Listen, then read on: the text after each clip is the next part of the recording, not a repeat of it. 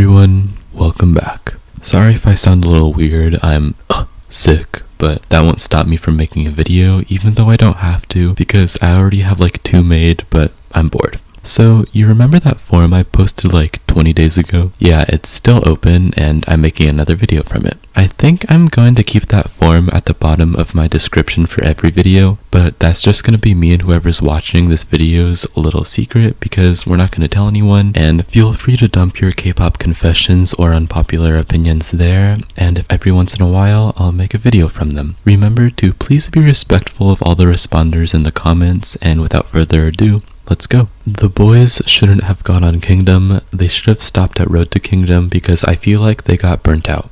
I can sort of see where this person is coming from, but I think a big reason the boys seemed to be underwhelming or burnt out on Kingdom was due to the editing. I talked about this very briefly in one of my past videos, but to analyze it a bit further, I thought all of the boys' performance on Kingdom were really strong, but the clips that the editors used for their behind the scenes, at least from what I saw, I didn't watch the entire show, painted the group in a sort of negative light. You know, every group has their ups and downs in rehearsal, and they all make mistakes and have obstacles come their way. But where most, if not all of the other groups got a narrative where they overcame these obstacles and gave good performances, the boys didn't seem to get the same story a lot of the time. I really thought that their O Sole Mio performance was one of, if not the best performance of the round, but the editing so heavily pushed that one fire prop that didn't work properly, which wasn't the group's fault, to the point where that's all anyone remembered. Even without the fire, I thought the dance looked really cool as like a baton performance kind of thing, and I honestly didn't even notice it when I was first watching, but the editing sort of ignored all the good about it, and I think it skewed how a lot of people saw the boys' performance, which I felt was kind of unfair, but that's just my opinion and you're allowed to disagree. I don't understand how anyone could have supported a produce group after the rigging scandal came out. Of course, I'm not meaning to send hate to any of the produce group members, but just knowing how many careers the rigging affected, I couldn't imagine giving money to anything that could support the group / Mnet.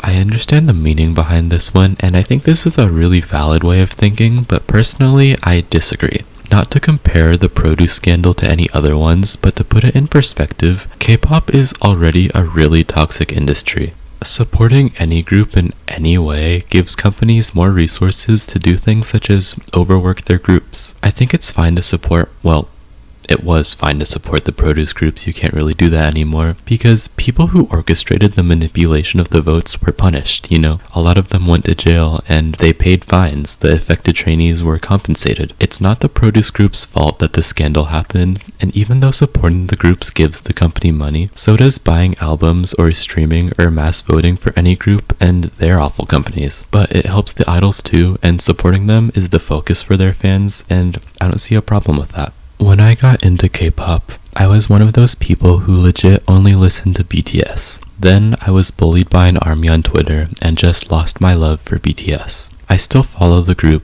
but I no longer felt safe after that, and it hurts. I can't listen to my old faves without getting sad.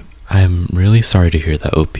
I hope you're doing okay now, and I want to discuss the effect that toxic fandom spaces can have on real people. A lot of the time, toxicity in fandoms is brushed off as being funny, and there's literally never any remorse for whoever's the butt of the joke, even when the person wasn't being problematic. I've seen many people on Twitter open up about how a certain fandom has affected them personally, and then that fandom will make fun of the person, and it's confusing because they care more about their image as a fandom instead of the mental health of a real person. I don't want to go on too long, but I just want to see some more humanity, but it never happens and it makes me sad. I sometimes get sick of K-pop. Not to encourage anyone to leave K-pop, but if your active involvement with it is doing you more harm than good, it's probably a good idea to step away. Whether that's temporarily or permanently is up to you. Fandom activities and the stress of feeling like you need to support your faves can become really taxing, especially when there are other things in life that need to be taken care of. But other times you can just get burned out, and I actually have some recommendations on how that could be avoided. Just today, I revisited Verivery's discography, and after not really listening to them for a good month or two, it really brought me a lot of excitement that I hadn't felt with K-pop for a good while. I also went on The Boys compilation marathon on YouTube since I was basically bedridden for a good half of the day. Mostly Changmin, Chanhee, Sunwoo, and Juyeon, but still, it was really nice to just watch them be funny for a good few hours. I rarely, and I mean rarely, watch compilations, but when you take a break, coming back to it, even if it's just for a day, can give you enough passion to keep you in K-pop for another good 2 months.